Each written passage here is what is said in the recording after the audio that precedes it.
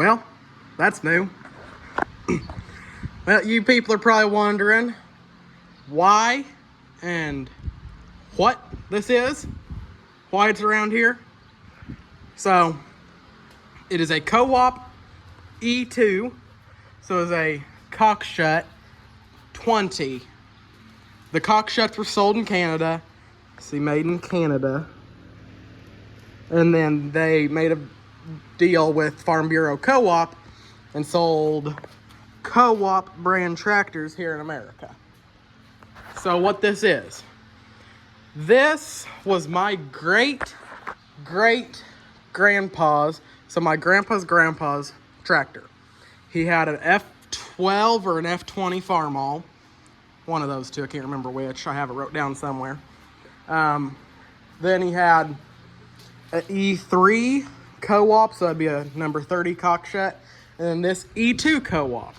And just happened yesterday, Grandpa was bush hogging roadsides, and a guy Grandpa knows called him up and said, hey, this other guy in the county has your grandpa's tractor for sale. So we were at local eating establishment that is the farmer hangout, I guess you'd say, not really. But we were already there eating. Grandma and Grandpa walk in. Grandpa says, hey, we got to buy a tractor. And asked what it was, and my dad's not the biggest fan of antiques even. And even whenever Grandpa said it was Grandpa Thomas's tractor, I said, I think I have to have that. And Dad said, go get it. So this morning we went and got her. Went and bought off the guy for pretty daggum reasonable price for a family tractor. So that's the whole reason. Family tractor. His name was George Thomas. It would be my great grandpa Thomas. He was a melon farmer, sorta. Like he had watermelons. He was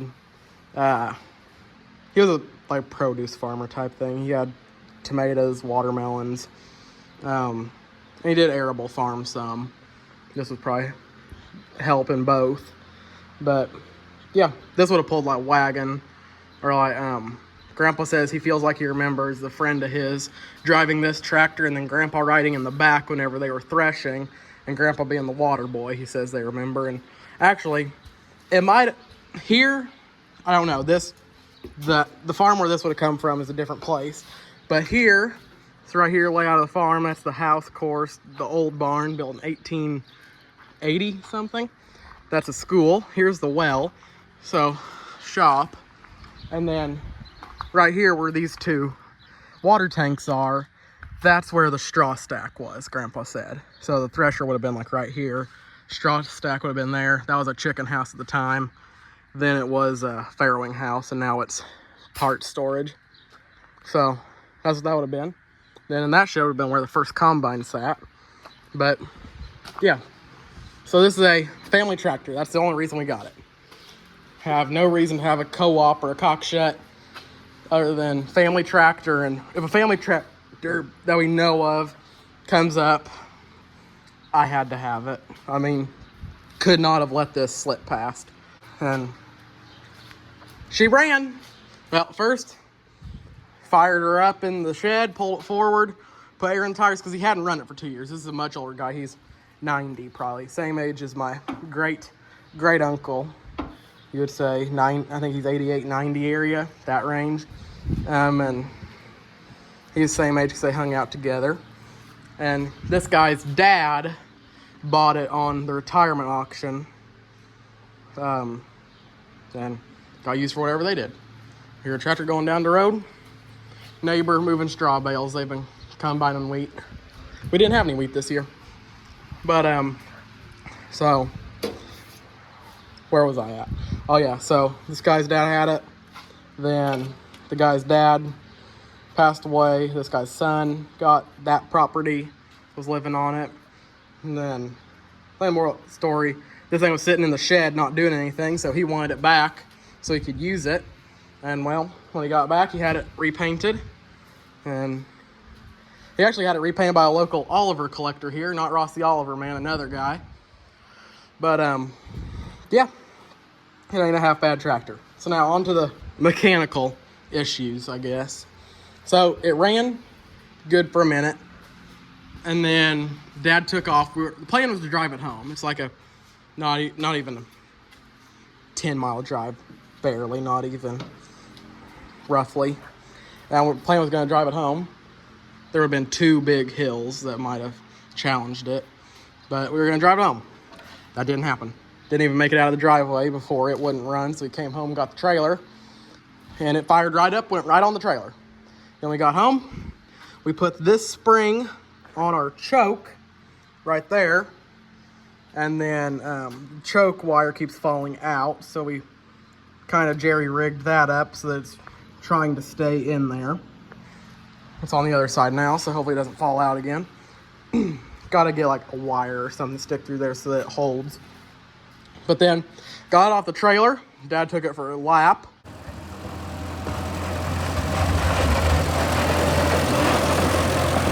She runs, finally. Yeah, got that. Got it running. Then it died. And guess where it died? Right here is the shop. It died right there where the Can-Am is sitting. Died right there. So just fought it to get it in here. And we drained some fuel. I know it was just a video of me yapping, not any work, but carburetor, we took it off right, took the fuel line off and drained some gas out, got it flowing, blew some air through things, got it flowing. Gas flowed, okay, put it all back together. Dad took it for a drive and it actually ran really good there for a minute, then just died. And so for a minute, got it pulled right back in here where it's sitting now. We came to the executive decision that we were gonna go to lunch. So that happened. It's 4th of July today, so happy 4th of July, fellers, too. So, yeah. Nope. Grandpa went somewhere in town for veterans to eat lunch. And then, Dad and I fended for ourselves. But, we did that. Then I got here and I pumped out all the gas. And I saw the buckets weren't the cleanest, but that's what the gas looked like. Not the greatest color. And the guy said it had turned to varnish in there, so this was new gas. They'd cleaned out the tank, we thought.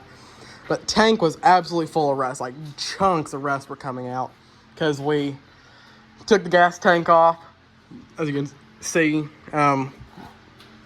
we pressure washed it out, then strapped it to the wheel of the M, which the M is sitting right over here in its own broke down spot now because the starter switch went out. So that's aggravating. This one went out. So that's annoying. So it's sitting here now, awaiting its repair. But yeah, that cleaned out the tank. We put some seafoam in there, it sloshed it around, and that's where it's sitting, draining yet. And that's what we put on to block it because we didn't really have anything that fit correctly. So that is doing that. We concluded that it was rust in the tank because, like, when we took this out, there was a chunk of rust plugging the entire thing.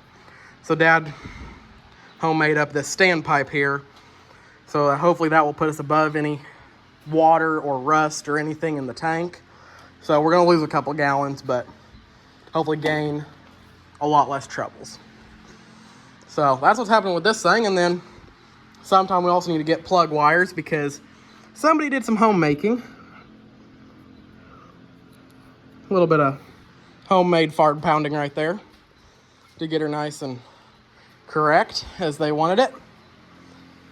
And another thing about it, that's a Dusty, but it is 6 volt, runs 6 volt. 6 volt positive ground cable to the positive terminal,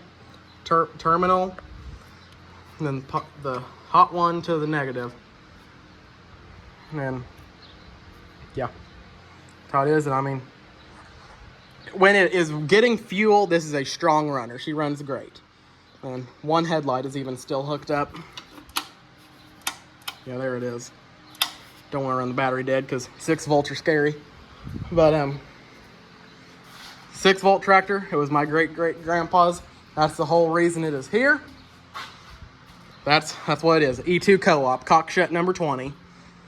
So that's what it be. It does have power steering. It's 1953 model.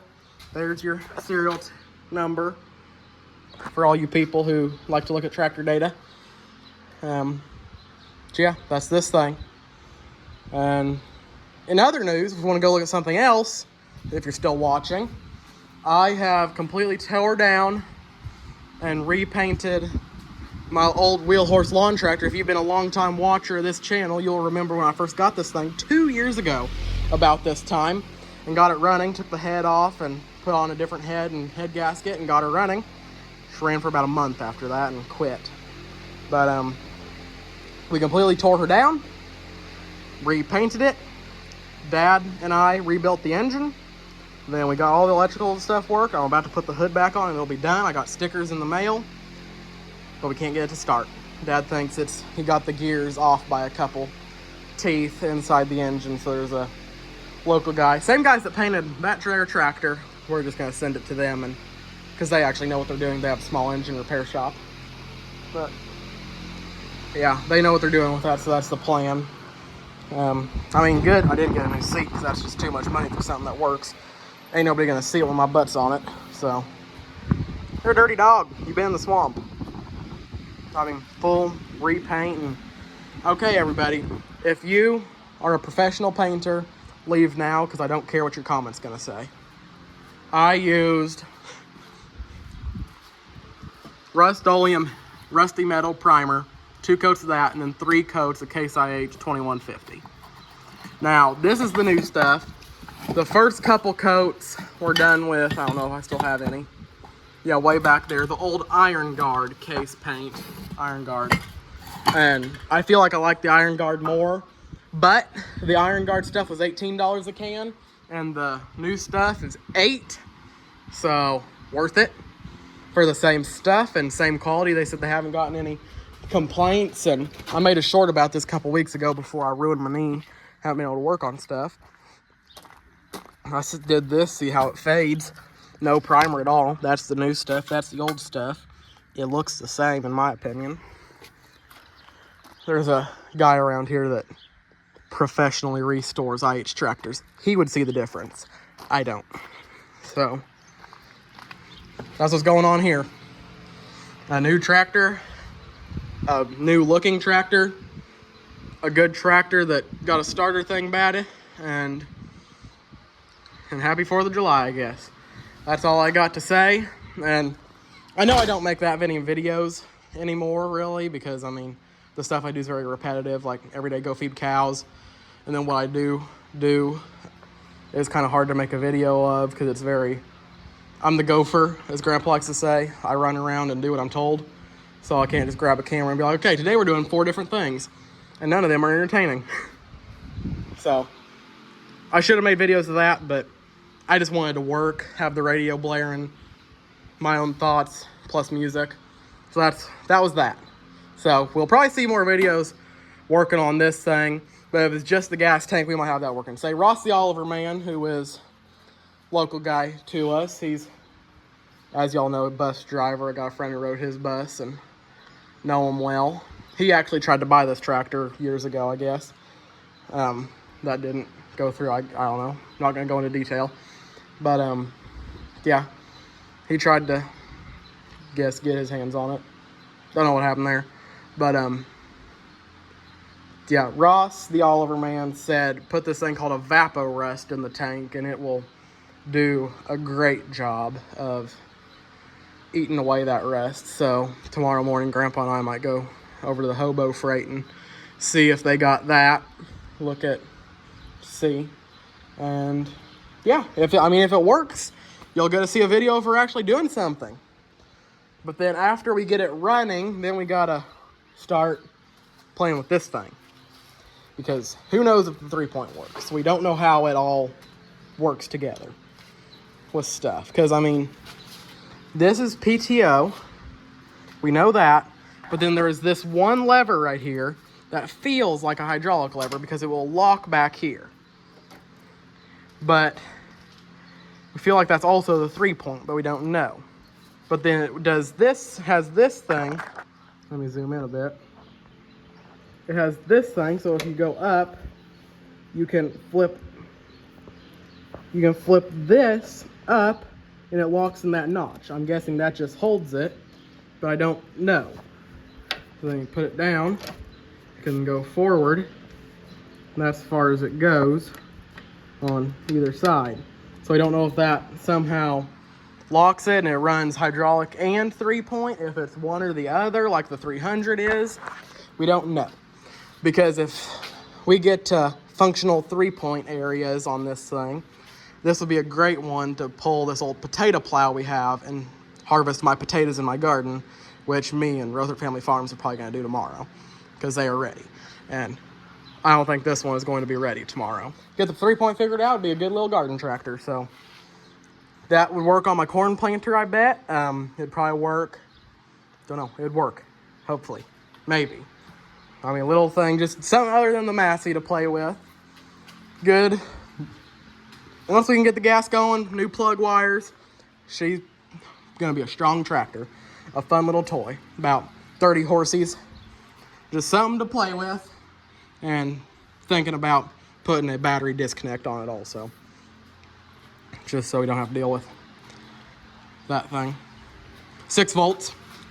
6 volt positive ground. Scary things. But, oh yeah, something that might be rare on it. It has front weights and front and rear wheel weights on it. Don't know how rare that is for a cock shed or a co-op. Figure that for a farm, that's relatively rare.